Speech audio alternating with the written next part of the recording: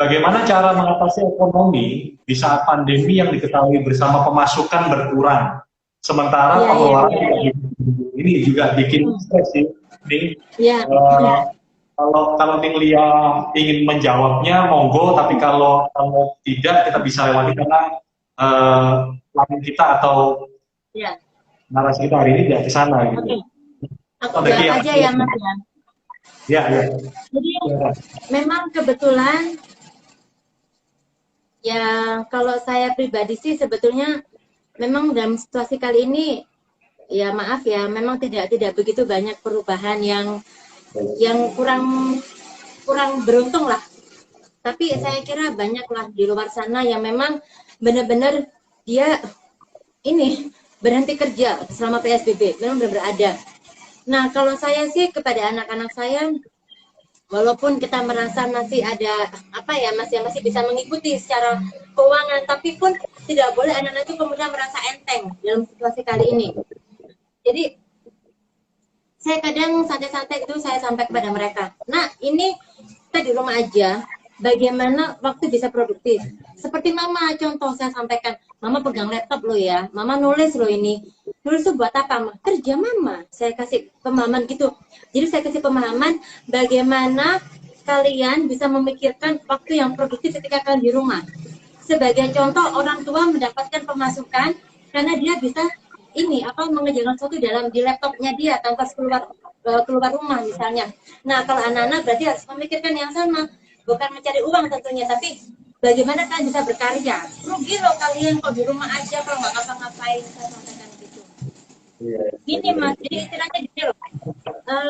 Itu tadi bagaimana kita itu apa ya berpikir cerdik di rumah aja bisa dapat namanya pemasukan.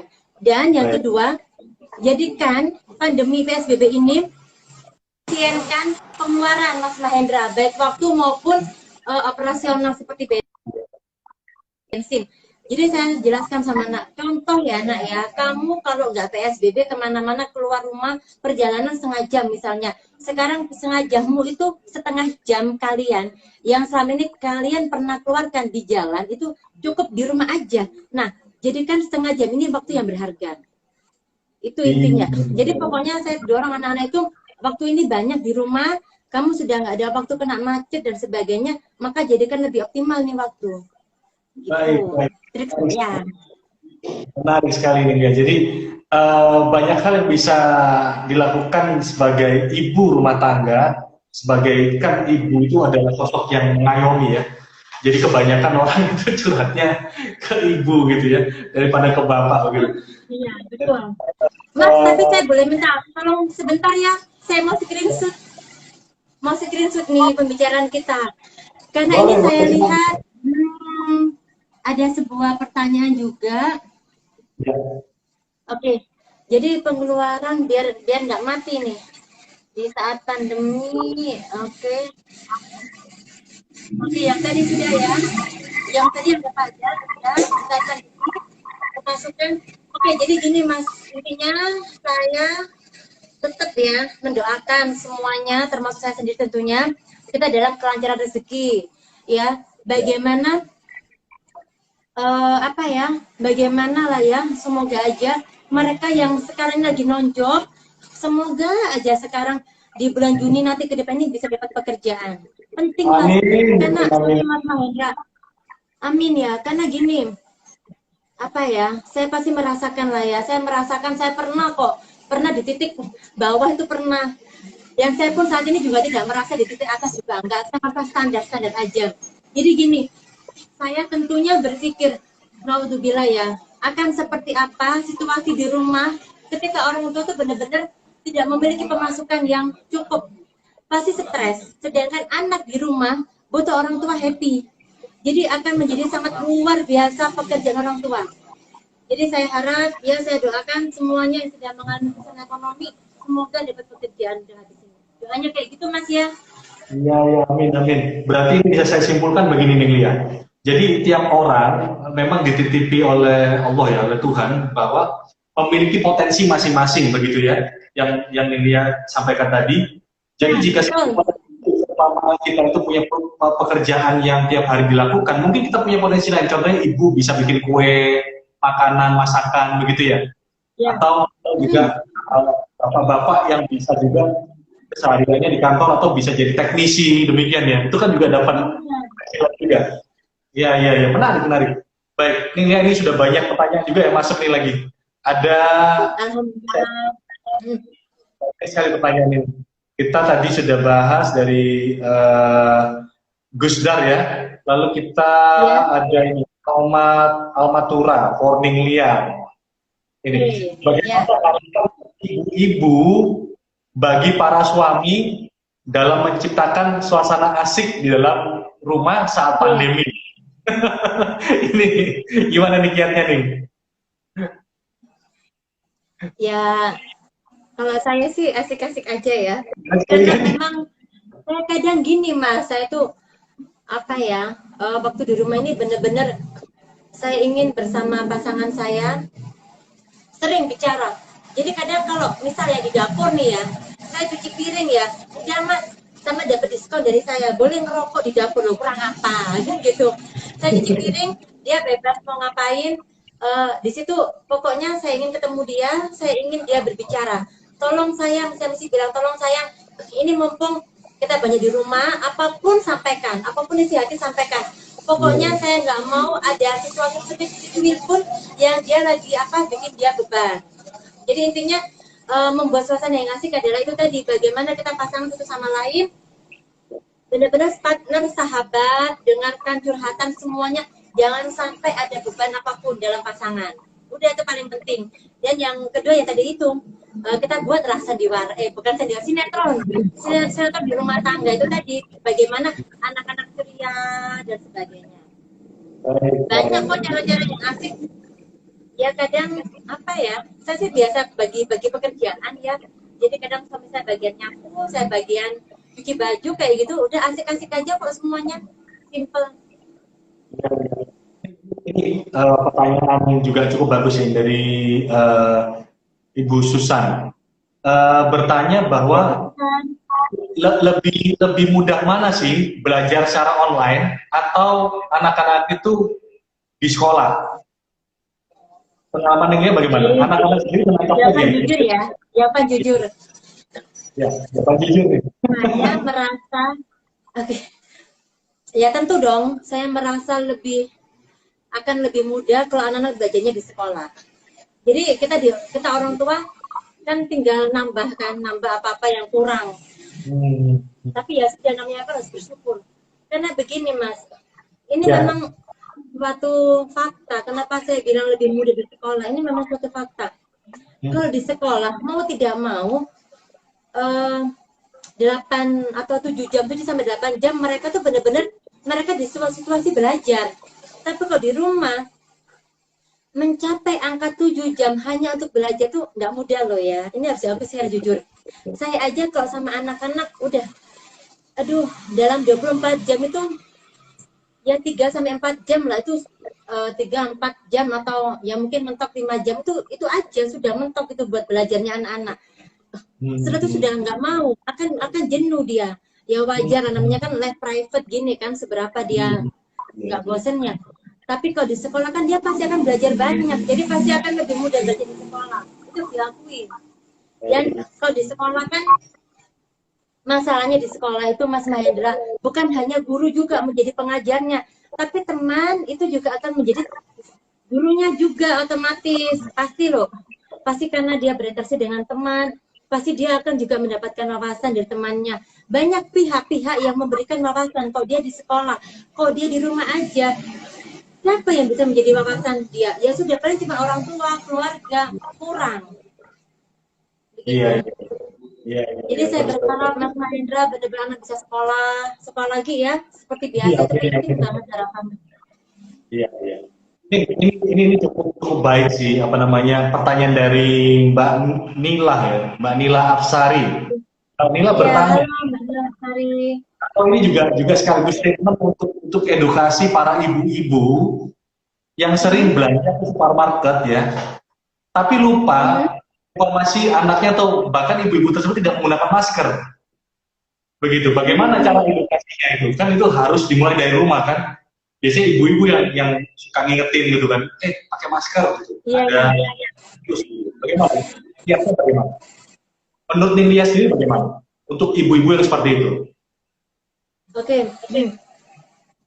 Kalau anak atau ibu ya, memang Mas Mahendra memang sejauh ini kalau aku keluar rumah, anak-anak mesti ngingetin, anak-anak malah ngingetin aku, mah maskernya mah gitu, malah mereka yang lebih ngingetin. Ya gimana ya, ya memang mereka lebih care lah, saya akuin. Tapi kemudian pernah lah kita di salah satu tempat rame, situ kemudian ada yang nggak pakai masker, dan kita sudah akan masuk gitu kan. Mah nggak pakai masker mah, gimana?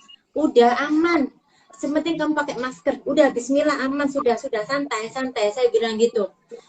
Orang kamu juga nggak pegang sama mereka gitu loh. Jadi intinya Mas, saya selalu sampaikan mereka, kalau ketemu dengan orang-orang yang bagi kalian itu, mah kok nggak maskeran, kok ini kok kayak mereka takut ketularan, saya selalu menguatkan mereka, udah tenang, nggak usah khawatir, nggak usah paranoid gitu. Insya Allah nggak akan ketularan apapun. Toh mereka juga nggak sakit gitu loh. Toh mereka bukan orang yang sakit. Intinya saya menenangkan lah Mas, udah kayak gitu. Pokoknya jangan sampai panik gitu. Lalu untuk cara mensosialisasikan kepada ibu-ibu di luar sana, Oke. pakai masker begitu, supaya ibu-ibu juga bisa memotivasi anak-anak juga menggunakan masker begitu nih. Bagaimana ini? Ada masker atau insight? Oke. Ya, kalau cara mensosialisasikan, kebetulan di sini memang saya dengan beberapa kawan itu kita kan bikin banner ya, beberapa tempat kita tulis kawasan wajib masker. Dan bukan hanya kita kasih banner loh Mas, tapi kita memang real, kita pun ikut membagikan masker ya. Ya ada beberapa kali yang bagi saya sih cukup sering lah ya, kita turun membagikan masker, dan masker yang kita bagikan ini memang masker kain ya, bukan masker medis. Karena memang masker medis itu kan disarankan untuk tim medis aja. Karena masker kain kita sampaikan, Bu nanti bisa dicuci lagi loh Bu ya, jangan lupa bisa dipakai lagi. Itu yang saya sering sampaikan. Ya, menarik ya. Karena tidak semua memiliki empati yang seperti itu ya. Tidak semuanya, tidak empati. Jadi tidak semua warga masyarakat punya empati yang sama. Ini pertanyaan di luar ini sih, tapi mungkin Ninglia bisa jawab ya.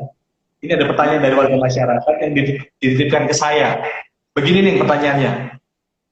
Apakah Ninglia bersedia menjadi wali kota atau wakil wali kota sebagai wakil kami di warga masyarakat begitu? Ada pertanyaan begitu nih yang masuk. Monggo, silakan nih dijawab. Iya, bersedia. Dan memang saya Mas Mahendra, saya orangnya logis banget. Udah kita harus logis. Kalau wali kota, insya Allah enggak. Kalau wakil sangat bersedia. Bukan berarti saya kemudian ambisi, no loh ya, saya nggak ambisi. Cuman saya berpikir gini loh, siapa tahu apa salahnya kita berproses untuk kita harapkan kemudian suatu otoritas tersebut itu kita lebih bisa memberikan manfaat pada orang lain. Itu loh Mas harapan saya. Ingat, saya tidak ambisi sama sekali.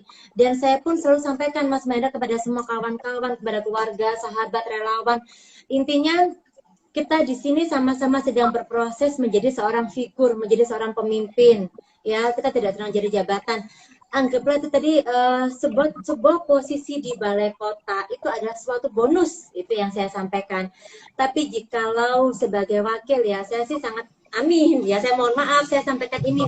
Kalau wali kota sudah kita harus jujur, wali kota yang mau jujur harus memiliki sekian syarat, ya, sekian syarat, dan itu memang yang syarat tersebut ya memang harus dimiliki sama orang partai gitu, dengan minimal 10 kursi. Jadi ini memang suatu pandangan yang sangat logis yang saya sampaikan secara belak-belakan. Iya. Karena ada yang masuk tiba-tiba, tolong tanyain ini gitu. Terima kasih Nenglia sudah menjawab. Mungkin itu. Iya, Mas, yang jelas gini, yang jelas jadilah sebuah figur. saya selalu sampaikan kepada semuanya, halo semuanya, dan semuanya yang di luar itu ya, semua kawan-kawan kompi, jangan takut berproses ya, jangan pernah merasa kecil. Udah, kalian pun memiliki porsi yang sama untuk menjadi seorang figur. Kita ini arek-arek Surabaya terlahir di bumi Surabaya, di mana kental dengan jiwa heroik ya. Kita memiliki banyak leluhur yang memang leluhur ini adalah suatu pejuang yang sangat hebat. Raden Wijaya bisa mengalahkan Mongol, itu Mongol itu luar biasa loh, waktu itu pasukan yang sangat kuat dikalahkan di bumi Surabaya. Kemudian penjajah ketika berusaha menggagalkan kemerdekaan, kemudian mereka gagal dan kemerdekaan tetap milik kita dalam peristiwa 10 November 45. Jadi banyak sekali momen-momen heroik yang dimiliki para leluhur. Itu sangat penting sekali. Jadi mereka aja bisa melawan yang sesuatu yang besar, apalagi kita. Jadi intinya jangan pernah merasa rendah hati, merasa rendah diri, sorry, bukan rendah hati. Jangan merasa kecil, jangan pernah merasa rendah diri.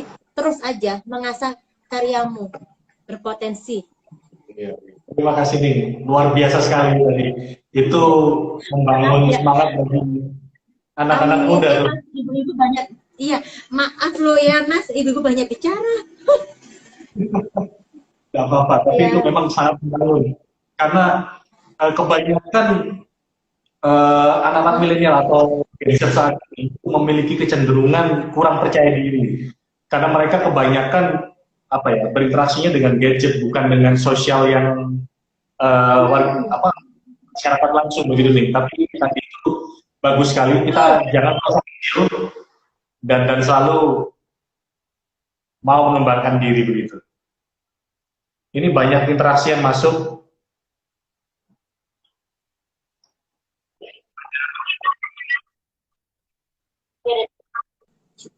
Oh iya, baik. Terima kasih Nilia atas waktunya. Mungkin ada kata-kata penutup nih. Iya, ya Pak, sudah saya matikan tadi telepon masuknya. Jadi sempat tadi iya. Ya, ini ada. Oh, ternyata ada anak SMA yang masuk di sini. Ini. Alhamdulillah, halo Dek. Nggak kangen sekolahnya? Iya, ini namanya akunnya FWZHU9 ya. Saya kurang tahu namanya siapa. Ini saya siswa SMA. Saya berterima kasih bantuan maskernya. Oh, ini bantuan masker di SMA-nya mungkin ya. Gitu. Boleh, M ya. Direct message. Oke, saya tunggu. Nggak apa-apa, Mas. Bener.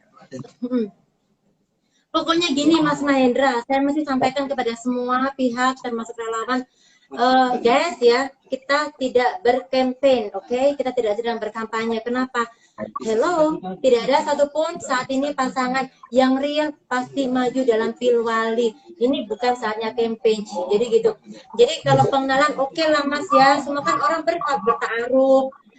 Jadi gini saya sampaikan kepada teman-teman yang ya apa ya istilahnya itu ya kita bisa berbuat sosial, di sisi lain kita mendapatkan teman baru, saudara baru, itu loh tujuan kita. Iya, menarik. Ini sampai anak-anak SMA berinteraksi ini berarti cukup dikenal nih di generasi di bawah kita ini, luar biasa. Ini ada itu yang luar biasa. Salam dari warga Jawa Timur. Ya, lalu Kak Sofi lanjut nih, sukses untuk kuliah begitu dari Uni. Bagus. Ning, ini kami membutuhkan closing statement dari Nilia begitu untuk mengakhiri obrolan malam hari ini ya, obral. Silahkan Ning memberikan satu motivasi untuk ibu-ibu rumah tangga yang saat ini menyaksikan live kita ini dan juga nanti ibu-ibu rumah tangga yang menyaksikan recording dari live IG kita bagi secara tautan ya. Monggo Nilia, silakan. Terima kasih. Jadi gini ibu-ibu semuanya, ada sebuah teori dari James S. Kuhlman, juga ada teori juga dari Ibnu Khaldun yang intinya itu menyampaikan bahwasanya pembentukan sosial, solidarity, kalau yang kita sebut sekarang dalam kapital ya, jadi modal sosial itu dari pihak keluarga inti. Jadi benar-benar bagaimana anak-anak bisa tumbuh sebagai anak-anak yang memiliki kepekaan sosial, yang memiliki solidaritas sosial, itu dari kita, orang tua. Nah, maka jadilah kita seorang ibu yang apa ya, istilahnya cermin terbaik buat anak-anak. Cermin terbaik di sini adalah yang bisa mengajarkan kepada mereka bahwasanya, nak, kita ini sahabatmu loh nak, gitu loh. Nak, kita ini memiliki banyak teman loh nak. Enak nak punya banyak teman. Dengan banyak teman kita akan bahagia. Contoh mama ini bahagia, maka kalian pun harus memiliki banyak teman karena akan bahagia. Seperti itu. Cermin yang baik juga berarti gini. Apa ya? Bagaimana kita ketika PSBB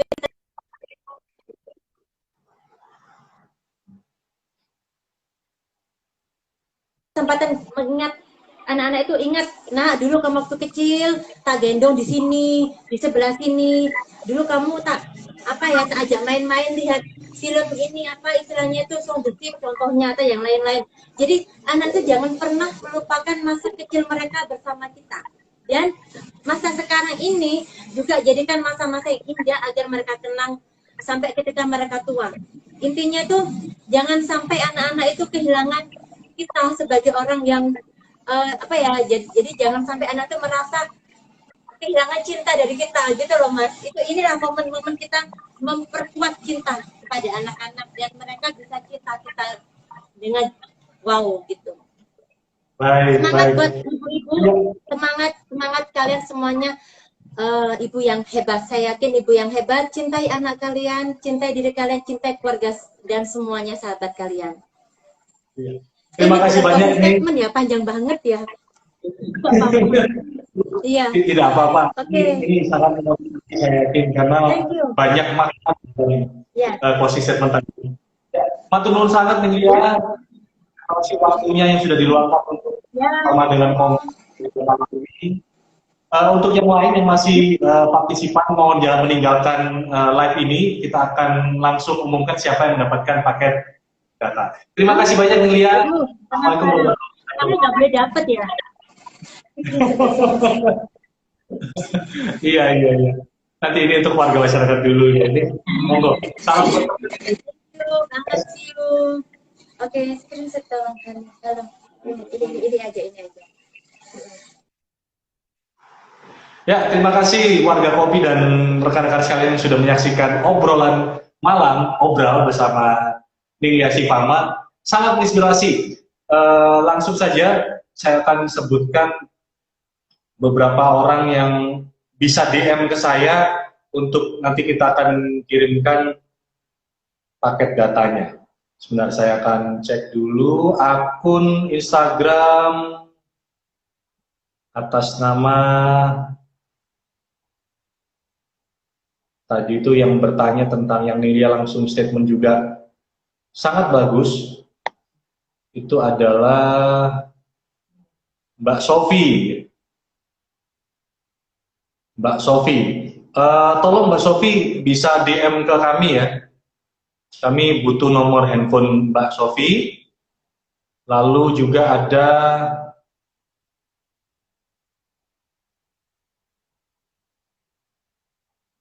untuk yang punya akun FWZHU9. Monggo segera DM ke Instagram kami Kompi. Nanti kami akan kirim